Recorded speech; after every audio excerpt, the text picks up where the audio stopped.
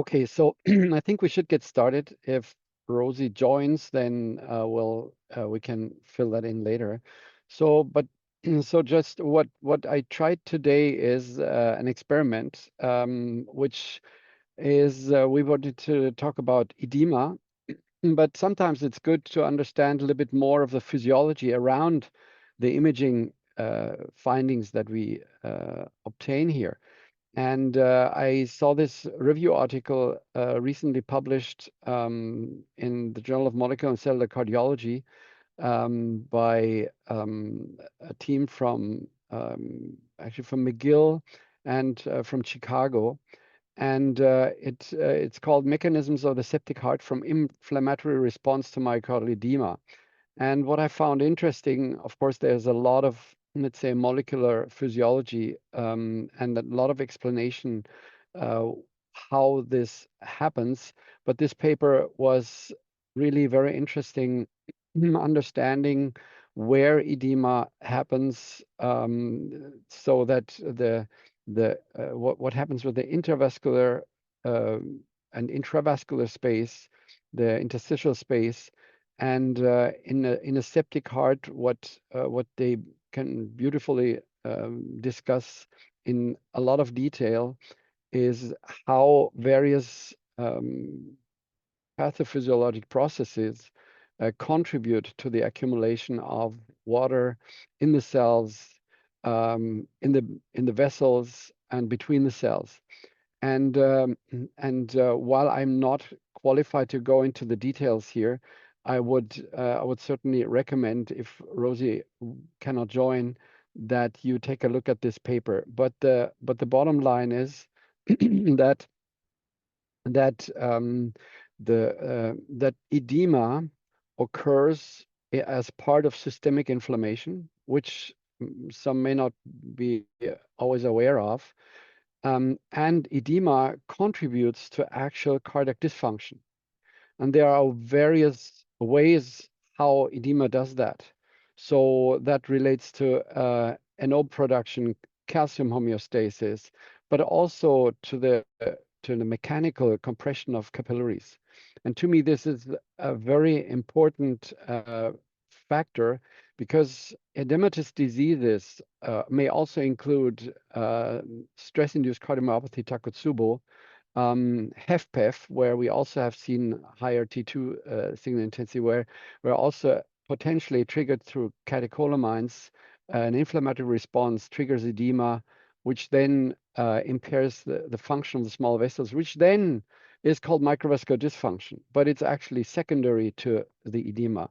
So this is, I think, a very important pathophysiologic aspect to keep in mind.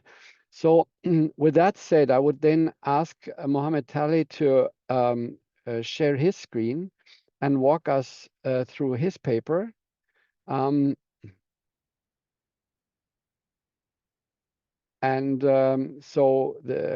where it is about characterizing myocardial edema and fibrosis in hypertensive crisis with cardiovascular magnetic resonance imaging. And hypertensive crisis may be exactly such an example where a kind of a systemic problem leads to myocardial edema, and that leads then to imaging findings. And we have to just connect the dots here, probably also leads to microvascular dysfunction if you would assess it with classical methods, including nuclear or acetylcholine injection.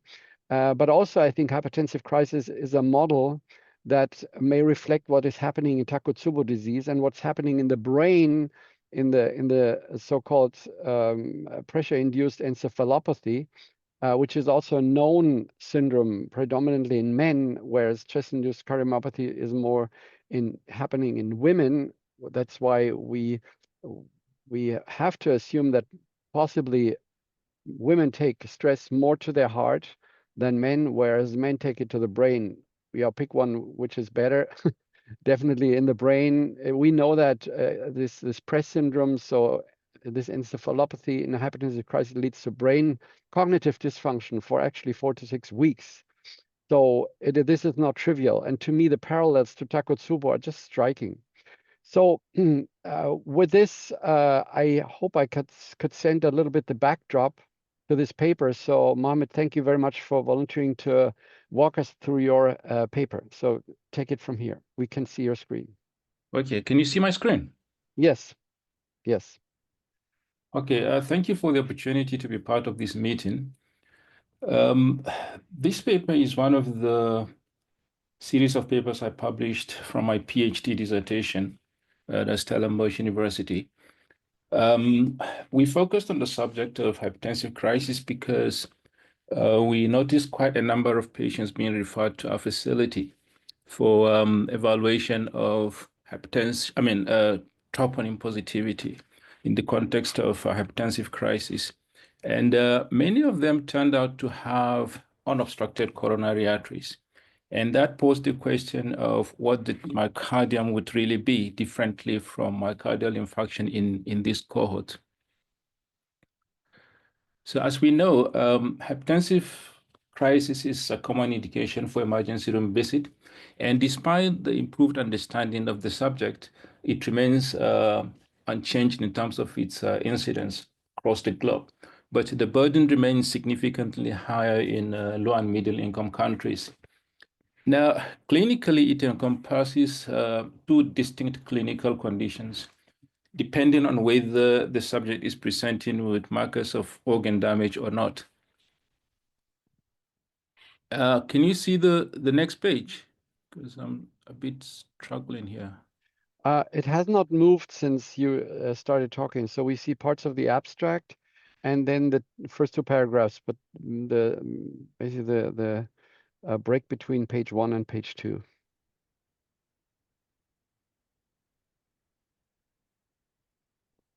So are you still sharing the same window, and you could then just move in the window? Okay. Yeah, it's moving now. Okay.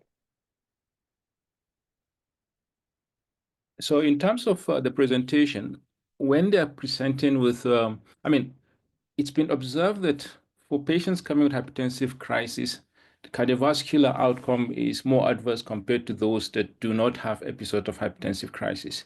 And a lot of questions have been asked regarding the factors that impact the adverse outcome, ranging from biomarker positivity to structural alteration.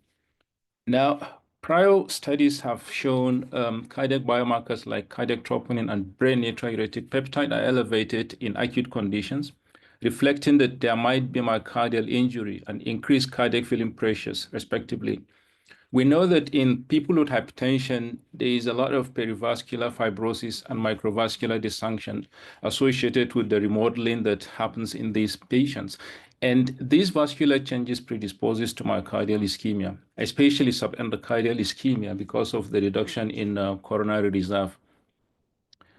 Now, there are studies on myocardial tissue characterization in patients with hypertension, showing varying features that might relate to poor outcome, but previous studies did not really include the subgroup with hypertensive crisis.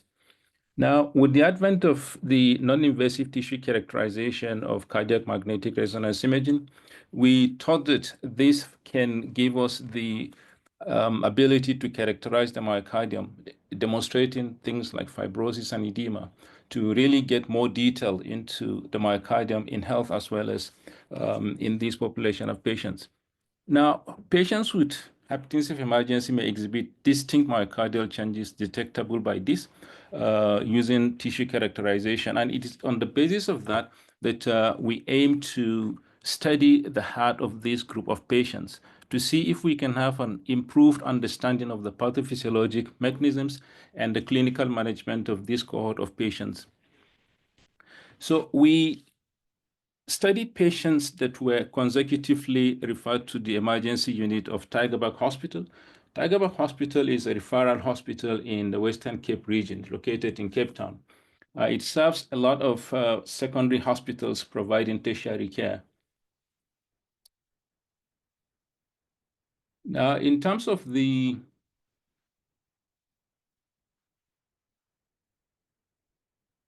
inclusion criteria, we studied only adults aged 18 years and above.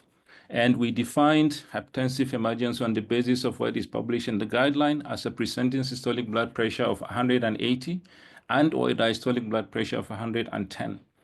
We excluded patients with hypertensive disorders of pregnancy and those presenting with altered level of consciousness, obviously because it will be difficult to subject this group of patients to CMR. We also excluded those that had contraindication to CMR. Now, hypertensive emergency where there are evidence of acute hypertension-mediated organ damages and hypertensive urgency where there is no demonstrable acute organ damages constituted the two groups that we compared. For the group with emergency, we subcategorized them on the basis of the different subtypes of hypertensive emergencies, including pulmonary edema, myocardial infarction, and those with neurological emergencies, which we grouped as a composite of hemorrhagic and ischemic stroke, hypertensive encephalopathy, and those coming with transient ischemic attack.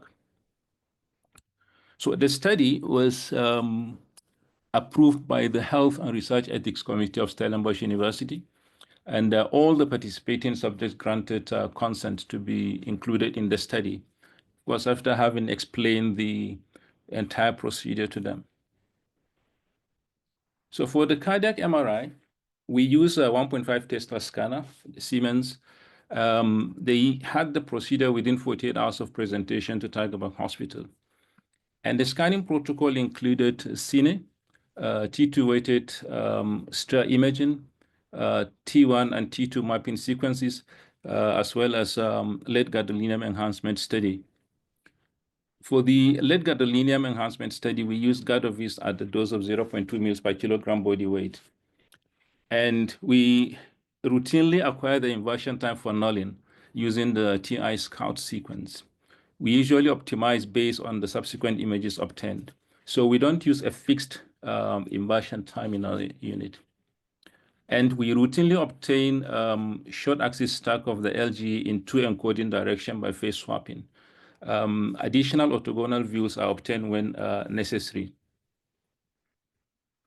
In terms of the image analysis, the lead author processed all the images unblinded using CVI42.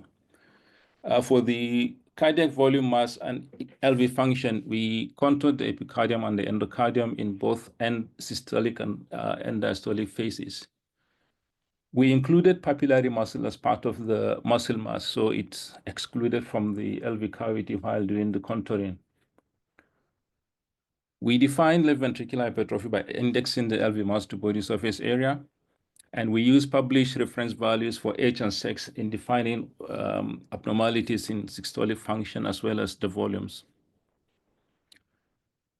For the tissue characterization, we contoured the epicardium and endocardium at the basal, mid, and the apical short axis slices of the relevant sequences, from which segmental and global values are obtained for all of the parameters of tissue characterization, that is T2 weighted signal intensity, T1 mapping, and T2 mapping. To avoid contamination by blood pool and the epicardial fact, we applied offset of 20% and 10% from the epicardial and endocardial borders respectively. And for the T2 weighted signal intensity ratio, we use serratus anterior muscle of the same slice containing endocardial and epicardial contouring of the myocardium for T2 weighted signal. For the ECV fraction, we use native and post-contrast myocardial and blood pool T1 time and hematocrit measured within 24 hours of undergoing CMR. We assess lead gadolinium enhancement qualitatively. It is deemed to be present when visualized in two orthogonal planes or two adjacent slices. And we classify that into ischemic LGE pattern when it is endocardial or transmural consistent with the coronary distribution, or the non-ischemic pattern where it is merely mid-myocardial, focal, patchy, or right ventricular insertion point. Where we demonstrate areas of wall motion abnormality with subendocardial or transmural LGE, with or without microvascular obstruction, an increase in T2 time on mapping, we considered such cases to be myocardial infarction. For statistical analysis, we use SPSS 28, and we compared continuous variable using students' t-test, the Mann-Whitney test, or ANOVA as appropriate. For the correlation of continuous variables, we use either Pearson's or Spearman's correlation as appropriate. And linear regression analysis was used to determine categorical variables associated with T2 time on the mapping.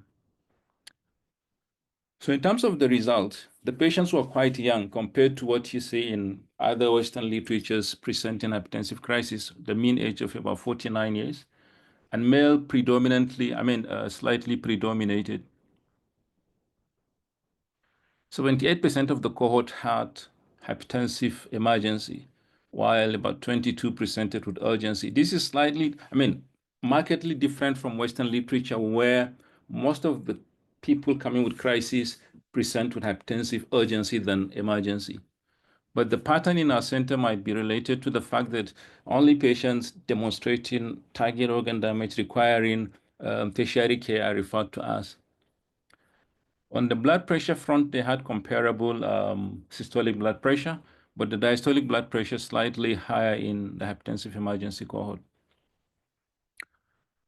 The cardiac complications constituted about 2/3 of the acute hypertension-mediated organ damage, and this is mainly made up of pulmonary edema and myocardial infarction, while the remaining third is constituted by neurological complications. None of our cohort presented with dissection of the aorta because the pattern of referral will dictate those categories of patient being referred to the cardiac surgeon. Now, in terms of the CMR characteristics, we found that index left ventricular mass was 35 grams higher in hypertensive emergency group compared to hypertensive urgency. The prevalence of left ventricular hypertrophy mirrored the same pattern, being 45% more in hypertensive emergency compared to hypertensive urgency. This is in spite of the fact that the systolic blood pressure is comparable, but we thought perhaps the diastolic blood pressure that is dominantly high in emergency could explain the variation. We also found systolic function measured using the ejection fraction to be decreased in emergency, suggesting more advanced cardiac remodeling. Prevalence, of 68% versus 50% when comparing emergency and urgency.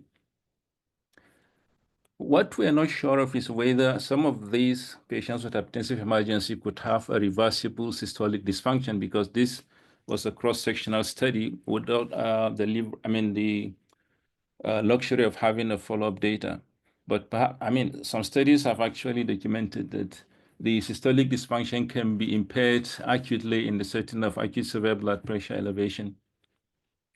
Now, in terms of the tissue characterization, we found global and basal signal intensity ratio on the T2 weighted imaging to be significantly high in emergency compared to urgency.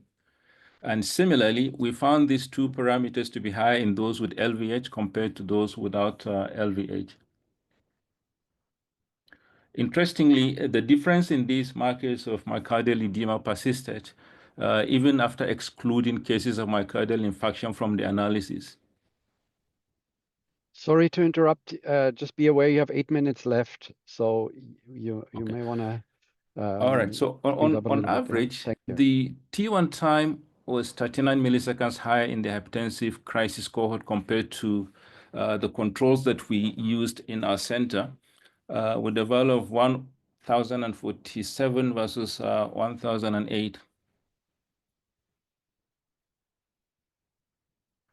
Similarly, we found those with hypertensive left ventricular hypertrophy to have higher T1 time compared to those with normal left ventricular geometry. For the subtypes of hypertensive emergencies, those with acute pulmonary edema showed increased T2 weighted signal intensity ratio and T2 time, suggesting myocardial edema compared to the group with hypertensive urgency. And we also noted that the pulmonary edema group had a higher T2 time compared to those with neurological emergencies. When we correlated the imaging biomarkers to some serum biomarkers, we found both T1, T2 time, and the ECV to be significantly correlating with troponin as well as BNP. Now, we looked at markers that would predict T2 time as an indication of myocardial edema, and we found that increasing troponin level, BNP, creatinine, and T1 time significantly predict T2 time as a marker of edema. For the late gadolinium enhancement, we demonstrated about 75% of the total cohort to have LGE. And this was 42% more prevalent in the emergency group compared to urgency, suggesting that the heart is poorer in the people with hypertensive emergency than urgency. The ischemic pattern of LGE was observed in about 16% of those that presented with myocardial infarction, meaning that we still have some diagnosed as ACS on the basis of clinical evaluation without demonstrating the LGE pattern consistent with myocardial infarction. The non-ischemic pattern of gadolinium enhancement was more prevalent in emergency than urgency. But when we compared T2 weighted signal intensity ratio, T2 time, and LV ejection fraction, that did not really differ between those with and without non-ischemic late gadolinium pattern. So the summary of our finding is that native T1 is increased in patients with hypertensive crisis when compared to published healthy volunteers. This pattern might not just be related to the crisis presentation, but the fact that perhaps they've been hypertensive, and so the heart might generate higher T1 time because of fibrosis and LVH. We also found T2 signal intensity ratio and T2 mapping to be significantly increased in group with hypertensive emergency compared to urgency, suggesting that those with emergency and target organ damage acutely developing might have some degree of myocardial edema. We demonstrated moderate correlation between T1 and T2, and both native T1 and T2 correlated with the cardiac biomarkers, that is troponin and BNP, suggesting that they might actually be signifying a co-segregation with acute myocardial injury, particularly for T1 time rather than a long-standing fibrosis and LVH.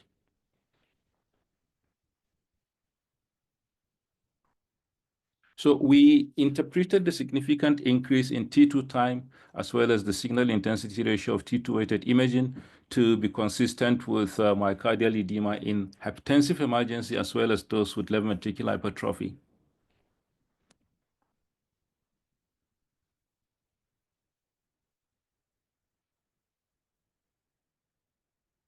Now, the significant correlation of native T1 and the serum biomarkers may relate to the increase in native T1 due to acute myocardial injury. But on the other hand, the correlation of T1 but not T2 with LV mass undiagnosed might suggest left ventricular hypertrophy as the dominant problem rather than myocardial edema. Now, these factors are just highlighting the non-specificity of increase in T1 time in particular when it comes to myocardial edema versus myocardial fibrosis. Now, we noted that while it is plausible to attribute edema and alcohol to myocardial infarction, the observed differences in the T2 signal intensity ratio and T2 time was maintained after excluding cases of myocardial infarction. So although MI constituted about a third of the cohort, one cannot just conclude that the edema is simply because of MI, because these differences in T2 time as well as the signal intensity ratio persisted after excluding the group. And part of the explanation might be related to worsening of myocardial ischemia in patients presented with acute hypertensive crisis, because on the background of their perivascular fibrosis and reduced myocardial flow, the acute blood pressure rise associated with endothelial dysfunction and heightened inflammatory response might result in both vasogenic and cytogenic edema to cause increase in T2 time that we observe.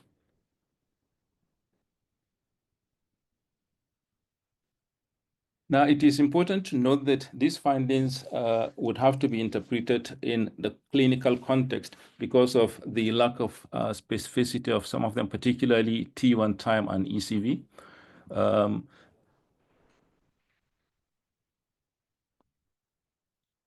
Now, building up to the study, we looked at what characterizes malignant hypertension in the kidney of patients coming with hypertensive crisis. And we thought that perhaps we could demonstrate fibrinoid necrosis, or what could represent fibrinoid necrosis in the heart. And the finding of LGE showing focal area of necrosis might be maybe akin to what is observed in the kidneys. But in our cohort, we could not really demonstrate clear-cut areas of focal necrosis that is co-segregating with increase in T2 time and T2 weighted signal intensity ratio to suggest acuity of injury. So the high prevalence of non-ischemic LG in this study might be related to the severity of hypertension itself, which increases the adverse events that is observed in this population of patients, leaving us with the unanswered question of whether the LGE that we noted in the acute crisis is because of the crisis, or the adverse outcome that is coming in those with crisis might be related to having been hypertensive for quite a long time.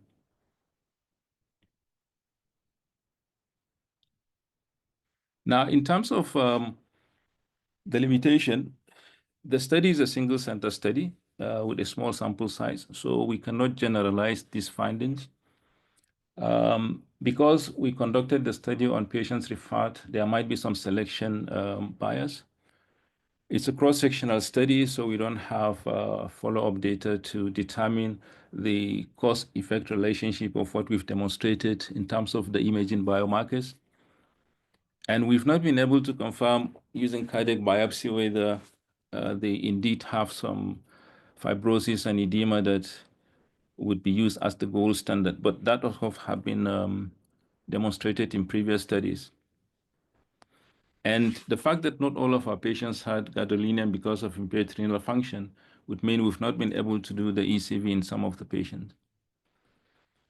Now, we concluded the study by saying our findings demonstrate hypertensive crisis is associated with distinct myocardial tissue alteration, including both edema and fibrosis, detectable using MRI. Although the MRI cannot be used in differentiating urgency from emergency conclusively, the data can provide insight into the tissue characteristics and alteration that characterizes emergency to lead into explaining why the outcome is poorer in patients with hypertensive emergency when you compare to urgency. But of course, a further longitudinal study will be required to determine the prognostic role of what we demonstrated in this cohort of patients. Thank you very much. In the interest of time, we have to because we are already over time now. So I have two quick questions. One is, did you look at I may have missed that, at the regional distribution of edema? Because I have seen, when I looked at that maybe a little bit more often than you would expect by chance, it was around the RV insertion points, that patients with a non-specific edema in a certain crisis like heart failure. So that was the first question, and maybe you can comment already on that. So the exemplar image we showed showing increase in the star signal, the T1 and the T2 in the paper, is actually showing a mid-myocardial hyperenhancement extending from the inferior wall to the inferior septum, spanning where the inferior insertion point is. In terms of clearly demonstrating preponderance of edema in the insertion point, it's not something we've observed. But we did report a very high prevalence of insertion point late gadolinium enhancement that did not co-segregate with markers of myocardial edema, like T2 time as well as signal intensity ratio. Yeah. But okay, that's interesting because these 2 points are natural weak points or overstressed points in the heart. And people with primary hypertension or with hypertrophy in that area, like in hypertrophic cardiomyopathy, they tend to have more fibrosis, but also there are previous reports showing that there is more edema. So that is interesting that it did not see that. Allow me for one more question. Are you planning or did you do any follow-ups? That it would be interesting to see how long such edema may last after such an event. Yeah. So before I answer this question, I just want to add that for the T2 time, we noted T2 time to be more when you're looking at the basal slices, suggesting that myocardial edema may be more in the basal part of the LV in patients with hypertensive crisis. So maybe if that is related to what you're saying regarding the insertion point edema and fibrosis, I'm not completely sure. But the little I made out of that is that perhaps the basal part of the heart might bear more burden. If you look at the twisting motion of the heart when it contracts and the pressure coming towards the basal part might relate to why we are seeing T2 time in that region and not the other parts of the heart. With regard to longitudinal study, the initial proposal was to follow up the patients on 3-monthly basis for 2 episodes, to also look at certain biomarkers that we compare at baseline and at follow-up to see if the acute presentation can actually be used in explaining the changes we have. But we couldn't achieve that because of the very high attrition rate in the group. It was logistically difficult because many of the patients would travel maybe 30 kilometers, 40 kilometers to our center. And we noticed from the pilot that if we limit to those that would consent for a follow-up study, the study might hardly end during the period of the PhD. But it's something that is a major limitation and led to a rejection in one of the journals, actually. Although I think the message is still pretty clear, and I would not worry too much about the limitations, if I may say so. And congratulations for having pulled that off in a country where cardiac MR is not, it's not as widely distributed as possible. And I have personal sympathies, if I may say so. I worked for a while at the Tigerberg Hospital during my medical studies, so I have fond memories of the people there and the city. Thank you so much, Mohammed. That was interesting. And I think it was maybe a good thing that Rosie didn't show up, so we had time for your detailed presentation. So that's good. Nicole, do you want to say anything on the January edition? Yeah, so we're still confirming one of our authors, but we will be talking about the use of CMR in looking at cardiac health after COVID or COVID vaccinations. Okay, thank you so much, Nicole. So thanks everybody for joining, and thank you very much, Mohammed. With best wishes to the other side of the globe. And Thank you very much. I wish everybody a good December and a good holiday season, and already all the best for the next year. Thanks, everybody, and see you next time. Thank you. Bye. Bye-bye.